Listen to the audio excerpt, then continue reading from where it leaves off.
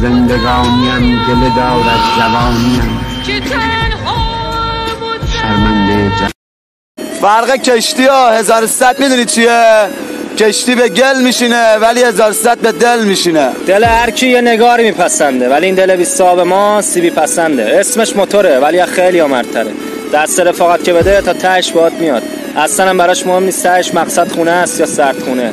عطر تلخ، ساعت مارکدار، موهای مرتب اینا به درد نمیخوره. پسر باز موتور سوار باشه.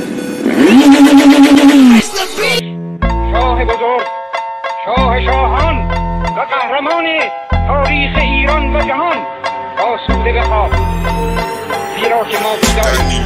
نام جاویده وطن، صبح امید وطن، تاریخ خاک سرزمین